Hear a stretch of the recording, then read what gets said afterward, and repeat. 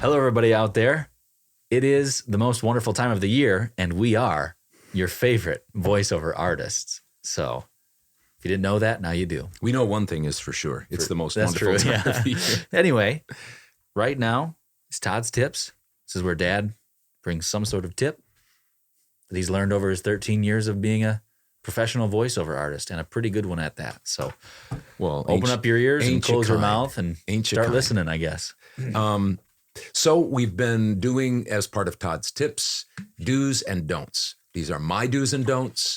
You have to take them and apply them or throw them out the window. It's whatever you want to do. But I just ask you to not get emotional about it, not just accept it, just say, oh, Todd does it, so it must work. But to think about it. Take a step back, think about it, and just apply it the best you can, because our post-process guy, Demand, audio-visual, he's putting the caveats that I always put on, always will, because I want you to make sure that you know that I'm 62 years old, going on 63. I've been in the business a long time. I have a certain background, a certain, thought pattern. I'm conservative financially. It's just also, I live in a small town. There's just lots of things that make me different than you probably. And so you have to take what I give you and apply it to your specific situation. But again, please don't just throw it out. Just do some thinking about it. So today, another do and don't. Today is a do, and it's continuing on one more time. This is the third. I do work through times of sickness. Part 3. I do work through times of sickness. The last two segments of Todd's Tips have had this same title, and I've stayed on the topic for good reason. When you make your living with your voice, and not just with your voice, like teaching or coaching or singing or being a customer service representative or even radio, when being just a little bit sick won't necessarily cause you to not be able to perform your job. I've given this illustration all the time. I won't bore you with a lot of it, but when I was in radio for 30 years, especially doing morning, if you had a little bit of a cold, you could always say, hey, I'm suffering just like you might be suffering right now. And because you're a personality, people go, oh yeah, he can identify with me. Mm-hmm. Well, that's not the way it is with voiceover. When you're a voiceover and your voice needs to be almost identical to your demos and links and past projects, then you can't afford to be voice sick, not regularly. And yet that happens. Even for the toughest, most careful voiceover talent who, as I said last time, your ears, nose, and throat specialist, even though you pay very close attention to it and do all the things that I talked about last time, you're going to get sick. You just are. You're going to get voice sick. So what to do when you're voice sick? Because I was just a few weeks ago when you were. That week, just so you know, if you don't remember, and this isn't bragging, it's just to tell you that I know what I'm talking about. That week, I made $5,500 and I was voice sick. You could hear it in my voice. And it didn't sound good sometimes, but this is what I did. So 4 things. First, I try not to let my clients know that I'm sick. I try not. I try my best. I don't want to put something in their head or in their ears that they're now looking for. And I've just found over the years when you say, I'm sounding just a little bit sick. Oh yeah, we don't want to do that. Yeah, we can hear that. But when you don't do that, it just doesn't happen very often. It just doesn't.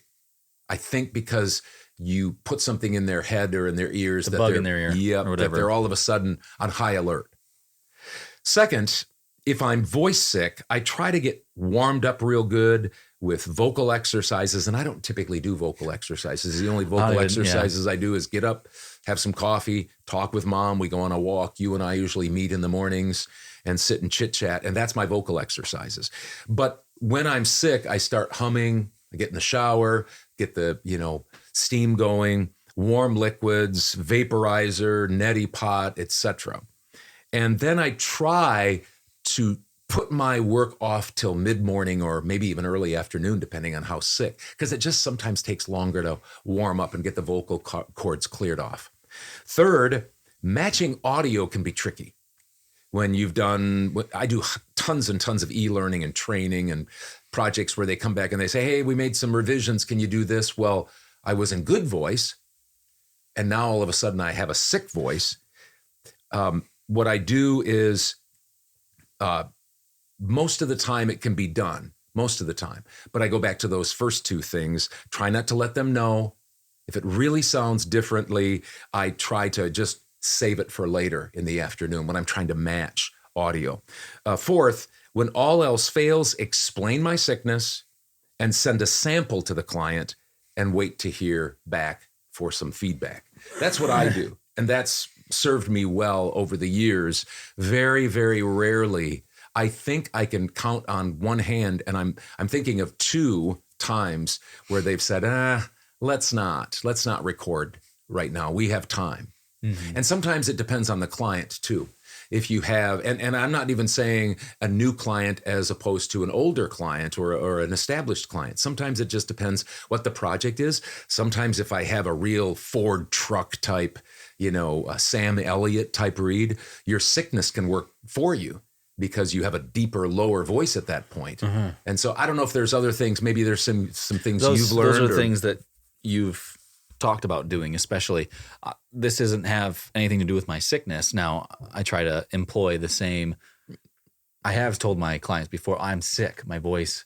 Now, when I was sick back in January, I couldn't. So I had to tell them, hey, I'm sick. Yeah. But this last time I worked right through it, and my voice wasn't as affected as much as yours was. But I made a purchase.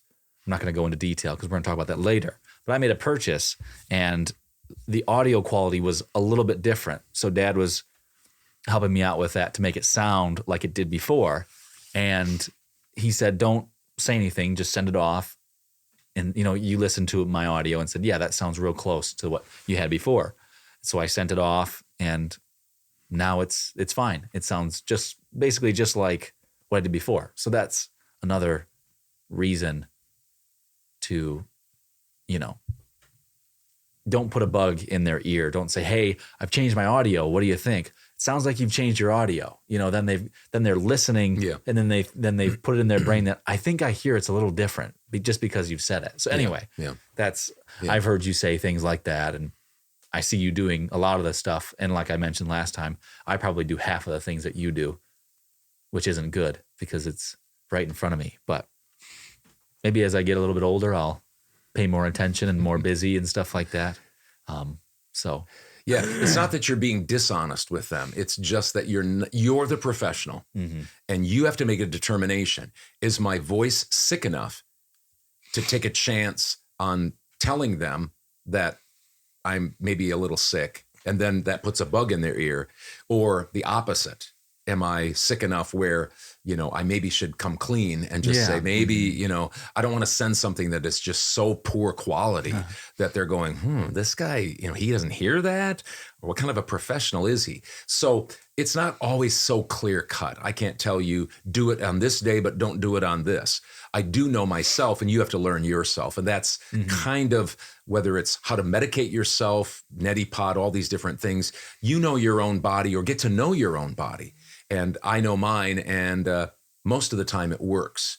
But the biggest thing is pay close attention to your ears, nose, and throat, and do the types of things we said back in the second video, the last video we did on this. So next time we get together, I'm going to have another do or don't, and we're going to go, I'll just tell you heads up, I'm going to do this for a while, and we're going to tackle maybe some subjects. Maybe I'm going to say some things that might step on some people's toes. I don't mean to. I'm just going to tell you what I think. Might need to be said. Yep. Yeah. Well, thank you for bringing those again. Next up, we have our numbers for this week. And Johnny will be here from VO Marketing Pro. So make sure you tune in to watch that. And then our 37th episode will be next Wednesday. So see you in our numbers.